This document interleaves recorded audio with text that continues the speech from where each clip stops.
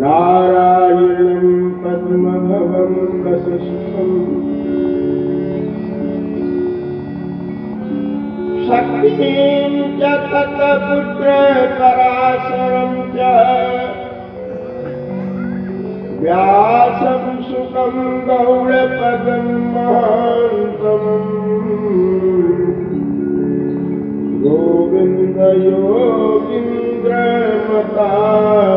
शिष्यम्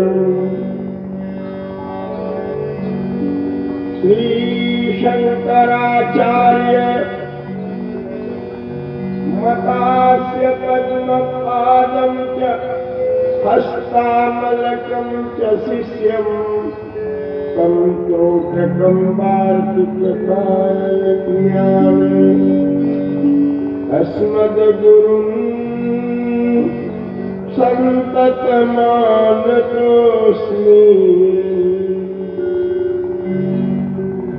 श्रुति स्मृति पुराणानाम् आलयं परमालयं नमामि भगवत्पादं शंकरं लोकशंकरम्।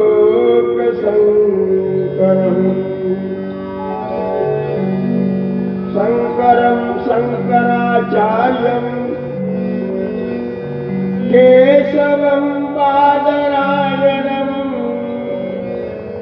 सूत्रभाष्यकृतौ वन्दे भगवन्तौ पुनः पुनः।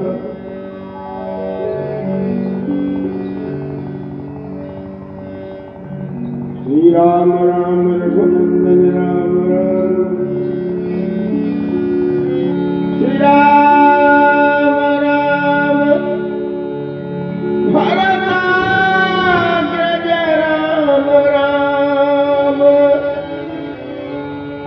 श्री राम राम रणकरकस राम राम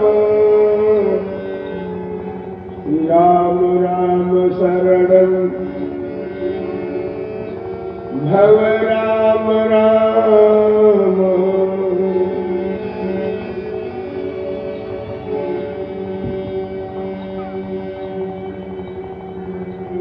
उल्लंघ्य सिंधु सलिलं सलीलं यह शोक वहनी जनकात्मजाया आदायते नैव तदा लंकाम् नमामि तं प्राञ्जलिराञ्जनेयम्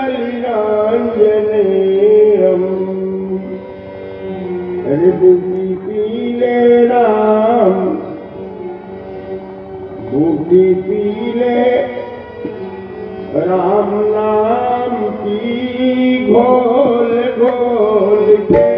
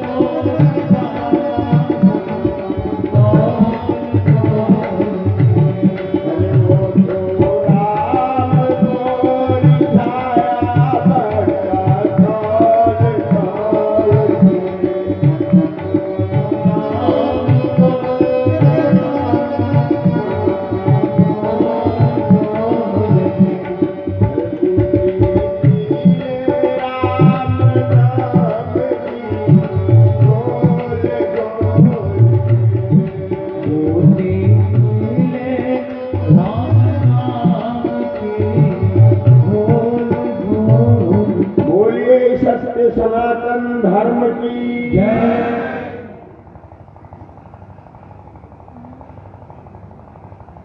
अतिकाल पर राज करने वाले भगवान महाकाल की चुटिया जिनके हाथ में है, ऐसे रघुनंदन एवं उनकी त्रिपुर सुंदरी अहिलादेवी शक्ति भगवती के चरणामृतों में शतकोटि नमन।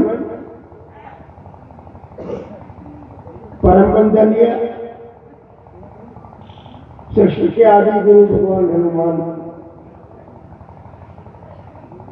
आपके चल रहे धर्म मंच के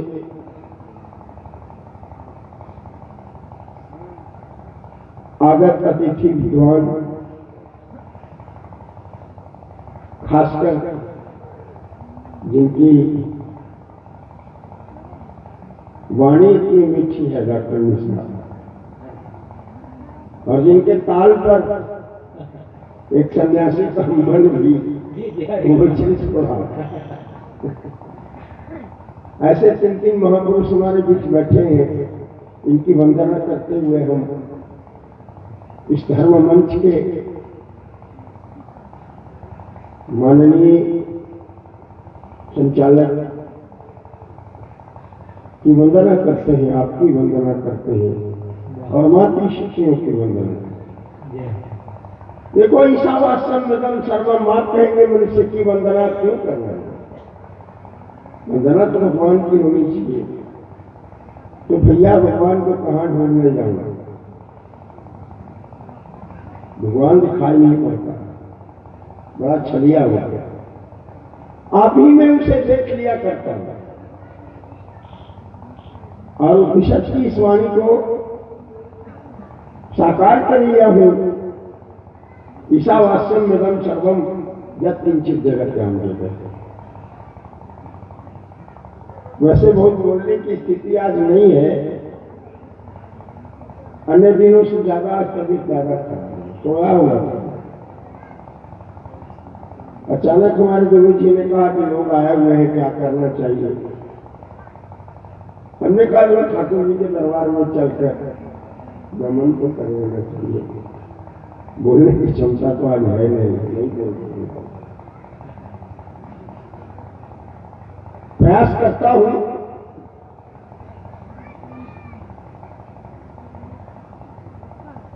रामचरितमानस ही नहीं, अब तक राम का संपूर्ण वांग्मय विचार करेंगे। केवल विद्वान लोग इसको विचार करेंगे, सामान्य व्यक्ति नहीं सोच सकता। जिसके विरुद्ध आया वो क्या था? आप समझते हैं रामचरितमानस एक ग्रंथ है, लेकिन मैं समझता हूं पूरी दुनिया की रामायण शतकोटि अपना ये भारतीय संस्कृति का संविधान है, कॉन्स्टिट्यूशन ऑफ इंडियन कल्चर है। भारतीय संस्कृति के संविधान का नाम रामायण है, याद रखिए। आप महाभारत को नहीं कह सकते, महाभारत को कानून की पुस्तक आप कह सकते हैं, लॉ बुक आप कह सकते हैं, लेकिन संविधान नहीं कह सकते। लेकिन रामचरित संविधान है। और याद रखिए, संविधान के बिना आपका जीवन सुव्यवस्थित नहीं हो सकता। और पूरे देश की स्थिति खराब है क्योंकि संविधान भारत का गलत है। अभी एक सभा से मैं गुजरा हूं, नास्तिकों की सभा में बुलवाया गया था बोलने के लिए। बड़ा जटिल प्रश्न था वहां, मनु मुर्दाबाद।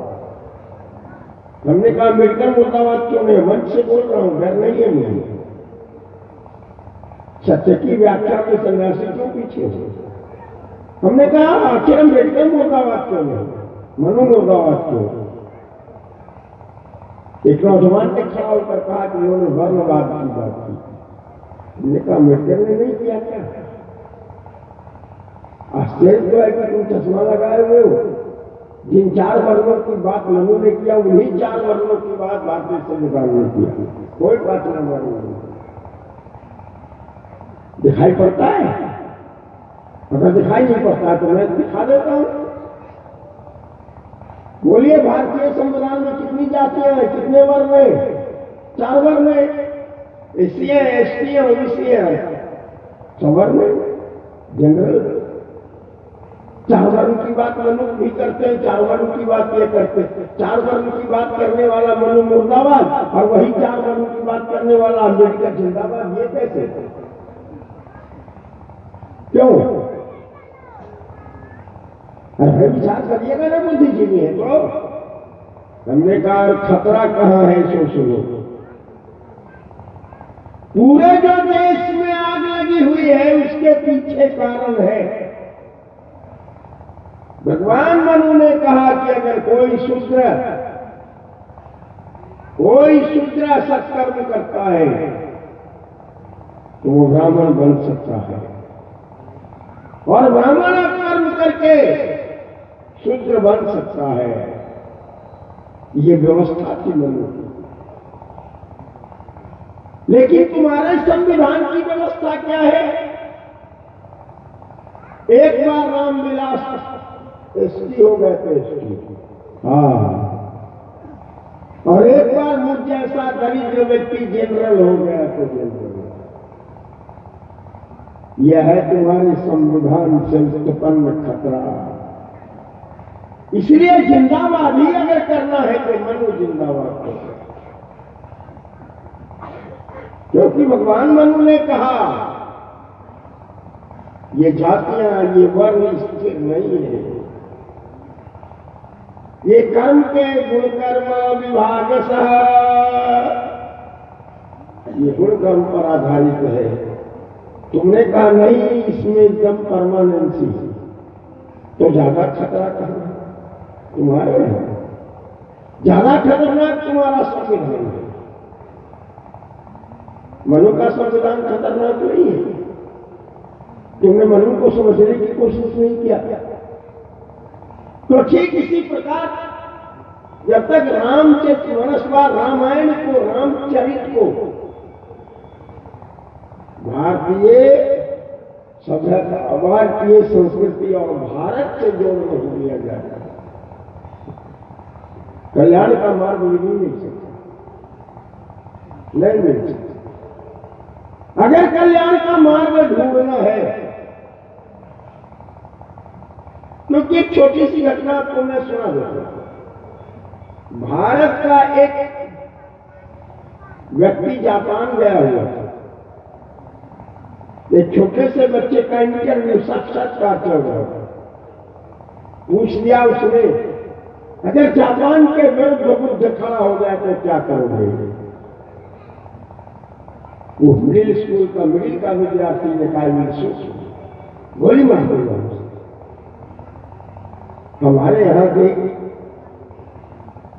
भ्रमणशील ने पूछा, बुद्ध तो तुम्हारा भगवान है, उसे गोली कैसे मार दोगे? लड़के ने कहा जापान होगा तब बुद्ध होगा, बुद्ध के होने से जापान होने की कोई संभावना नहीं। जापान होगा तो बुद्ध होगा, जब जापान ही नहीं होगा तो बुद्ध कैसे होगा? ये समझना होगा, वरना ये धर्म मंच बेकार हो जाएगा। ये धर्म मंच की कोई भूमिका नहीं होगी। ये धर्म मंच लगाने के कुछ दिन मुगल पीरियड को देख लीजिए, जजिया टैक्स देना पड़ता था। इतिहास पढ़ते हैं ना, जजिया टैक्स देना पड़ रहा था। अब धर्म मंच नहीं लगा सकते। इसलिए अगर भारत को रहने देना है तो रामचरित की स्थापना करनी ही होगी। और वो रामचरित का मूल्य क्या है, आज इस पर हम विचार करेंगे। भगवान राम का संदेश क्या है? भगवान राम एक बड़ी बात कहते हैं, लक्ष्मण अपनी स्वर्णमयी लंका अभी तो मत कहो, 100 रुपए में देश बिक जाए कोई बात नहीं है ना। बिजली दे दीजिए, पानी दे दीजिए, ये समझ नहीं भारत वालों को कि ये बिजली और पानी कहीं से न कहीं से तो मूल्य से ही आता है। अरे ये भारत माता का आंचल फटकर आया है या साड़ी बिक कर आई है, पता आपको केवल नहीं है। पैसा तो भारत माता का बड़ा देश का दुर्भाग्य है। एक एमपी आता है, पिता एमपी के सौजन्य से इसका निर्माण हुआ। एमपी के बाप का पैसा लगा है उसमें, बड़ा बताओ तो इतना मूर्ख देश होता है। एमपी के बाप का पैसा है, उसका सौजन्य कैसे? पैसा तो सब तुम्हारा है, प्रॉपर्टी तुम्हारी है वो। बिल्ला क्या लगा हुआ विधायक जी के सौजन्य से इसका निर्माण कराया। सौजन्य उनका है, पैसा मेरा है, सौजन्य आपका है। तो ऐसा मूर्ख देश कहीं आपने देखा हो। और यह इसलिए है कि आपने रामचरित का नाटक तो किया, रामलीला तो आपने खेली, रामचरित को आपने उतारा नहीं, याद रखिए। और जब तक वो चरित्र उतरेगा नहीं, इसलिए गोस्वामी जी एक बड़ी बात कहते हैं, पूरी रामायण पढ़ लीजिए, कोई पुण्य होने वाला नहीं है। अरे जे गावई है चरित सवारे, जे गावई है चरित सवारे, जे गावई है चरित सवारे, जे गावई है चरित सवारे,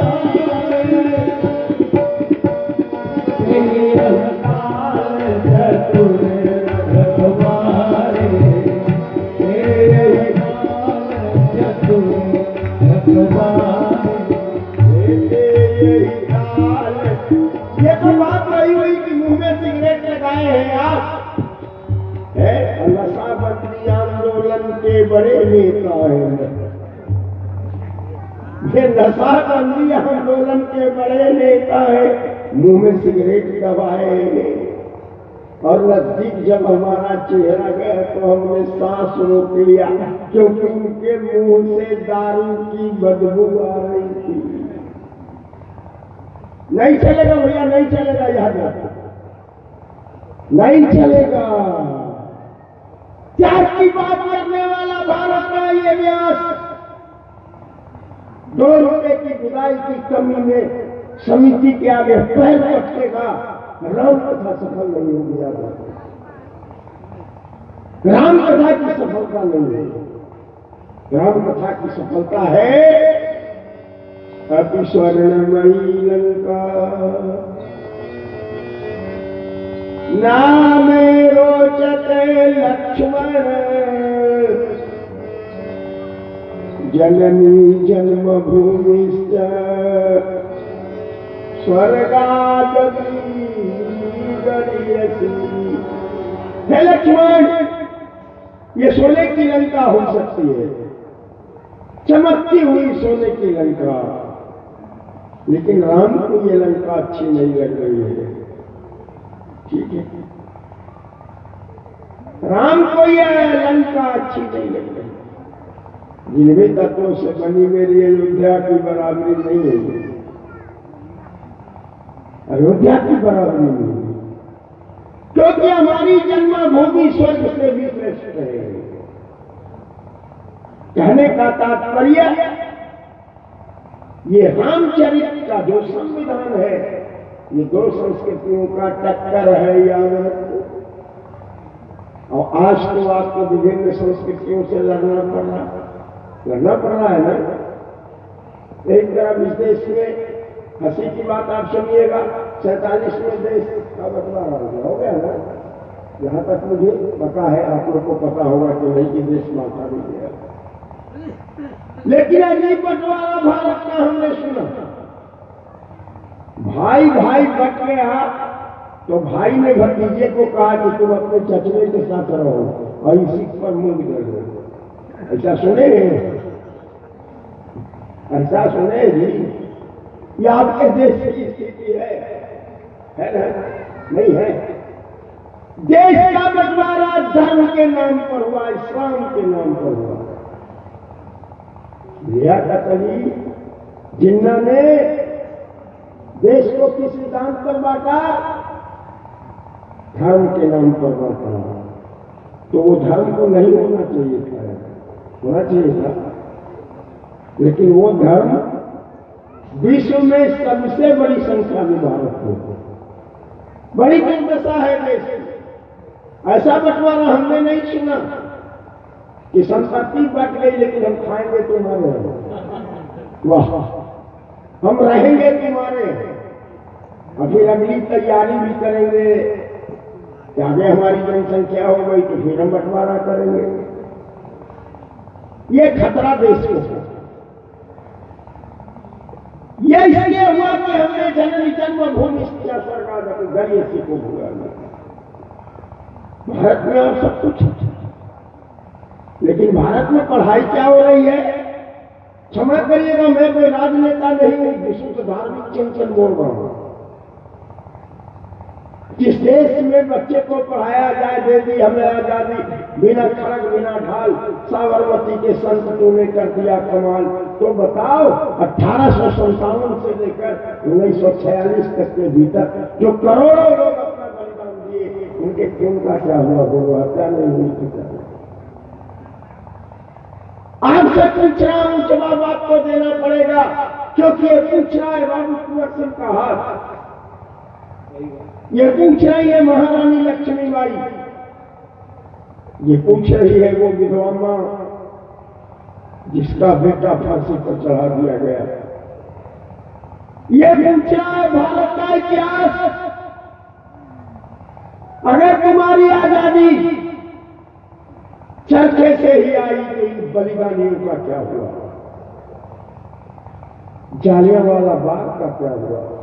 हमें शहीद चंद्रशेखर आजाद का क्या हुआ? शहीद आजम भगत सिंह का क्या हुआ? रणबांकुरा कुंवर सिंह का क्या हुआ? जवाब नहीं मिलेगा। इसलिए रामचरितमानस की स्थापना करो। रामायण की तो बड़ा थोड़ी कठिनाई है, आज रामायण में थोड़ा कठिन है, ऐसे बहुत कठिन नहीं है, प्रयास करिएगा तो हो जाएगा। लेकिन हम ये प्रार्थना करने आए हैं कि घर घर में ये संविधान की पुस्तक स्थापित करो, और जिनको खरीदने की स्थिति नहीं है, बिल्कुल नहीं घबराएं, मुझे केवल फोन कर दें, 25 किताब भेज दिया जाए, मैं स्वयं आकर आपके घर तक ठाकुर जी का ये संविधान रख जाऊंगा, और 5 दोहा रोज जरूर पढ़िए। मेरे भाई, केवल ये भाषणबाजी से कुछ होने जाने का नहीं। साल में एक दिन आप मंच लगा लीजिए, मुझे बुला लीजिए, क्या लाभ इससे? ये रामचरितमानस को घर घर में पढ़िए और राष्ट्रवाद की कसौटी पर पढ़िए।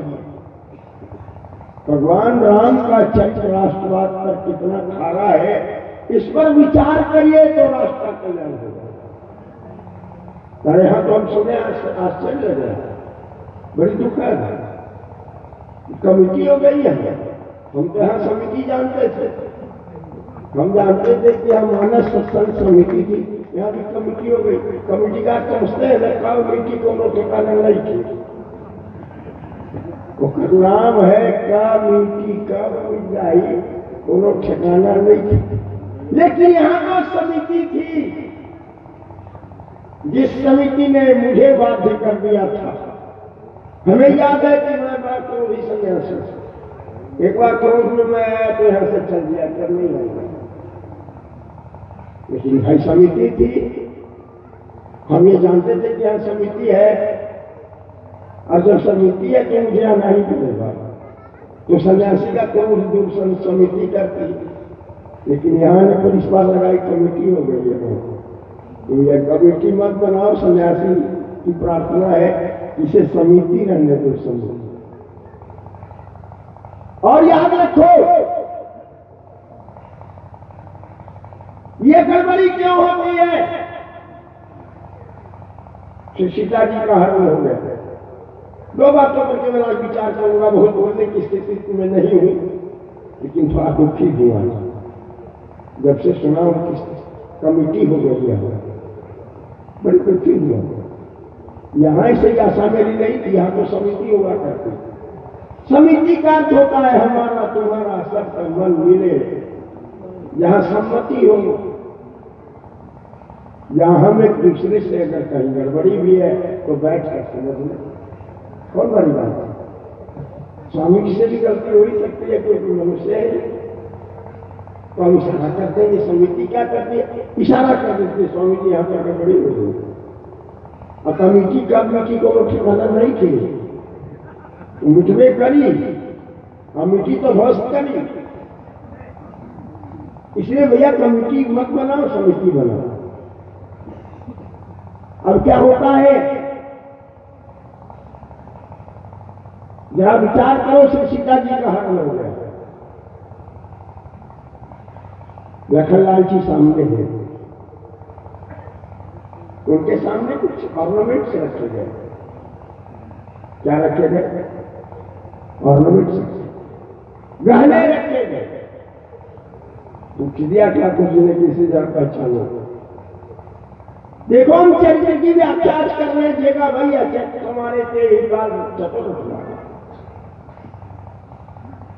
लखनलाल जी ने कहा, भैया नुपुरे तो जाना में नित्यम पादा ना हम जाना में केवरे, ना हम जाना में कुंडले। केवरा कुंडल को हम कैसे पहचाना? जी ने कहा क्यों? कहा तो दिखाई नहीं, जहां ये पहरा जाता उस अंग का दर्शन मैंने नहीं किया। जगत जननी के तो चरणों का दर्शन हमने केवल किया, तो अगर चरण का कोई गहना मिल जाए तो मैं बता सकता हूं। ठाकुर जी ने कहा, कसनो चलते मना, बंधियों याद रखना, कसनो चलते मना। भवनाथ के लोगों से भी मेरी आशा ही नहीं थी, क्योंकि हम चरित्र को मानते थे। हमने देखा था यही का एक महापुरुष, जिसने मुझ जैसे तत्व को ठोक ठोक कर यहां तक पहुंचा दिया। ये तत्व भवनाथपुर का है, बगल में हमारे गुरु जी शाहपुर के थे, जिन्होंने ठोक ठोक कर मुझ जैसे व्यक्ति को, आप कहोगे मैं विजातीय द्रव्य, मेरे जैसे आदमी को ठोक ठोक कर बना देना, अरे राम राम, किसी महापुरुष की भूमिका हो सकती। तो आपसे ही आशा मेरी नहीं थी, आप ऐसा मत करिए, हम कहने आए हैं, बल्कि मैं ये वचन देने आया हूं कि जब तक मेरे शरीर में मैं हूं, आपको जहां मेरी मदद की जरूरत पड़ेगी मैं खड़ा मिलूंगा। लेकिन इसे समिति रहने दीजिए। और देखिए, बार बार इतिहास के आधार पर मैं कहता हूं कि कभी मुसलमान भारत को नहीं जीत पाए, कभी नहीं। अगर इतिहास के ग्रंथ में जाएंगे तो आप देखेंगे कि टूटा हुआ हिंदू ही इसके साथ हुआ और हिंदुस्तान गुलाम हुआ। आपस की सम्मति जब टूटेगी मेरे भाई नहीं बच पाओगे, इसलिए सम्मति को टूटने मत दो, उसे जोड़कर रखो। ये ठाकुर जी का सिद्धांत है। ठाकुर जी ने यही कहा, क्या कहा? इन्हें जोड़े रखो, जब ये टूटेंगे तो लंका ध्वस्त हो जाएगी। नहीं, दो बातें हैं। यहां अगर देखा जाए तो जिस भाई के कारण हमारे ठाकुर जी जंगल जा रहे हैं, उसके लिए क्या भावना है? दो संस्कृतियों का टक्कर जरा देखो। अरे भरत प्राण प्रिय पावई,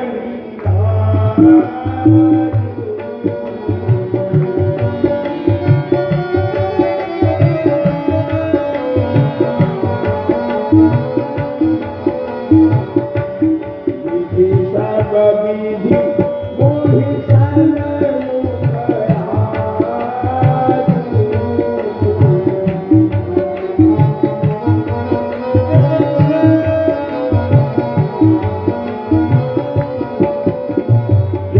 न जाऊं बन ऐसा काया जो न जाऊं प्रथम कलिए मोहि मुहूर्त माया। श्री अगस्त के संगठन का कारण ये है, लिखिए श्री अगस्त अवध जी संगठित है क्यों कि वहां राम जी है और राम का सिद्धांत है। भरत प्राण प्रिय पावई राजू विधि सब विधि मोहि सनमत काजू। और दूसरी तरफ लंका, क्या है लंका में, क्या सकहि कीन्नति चरण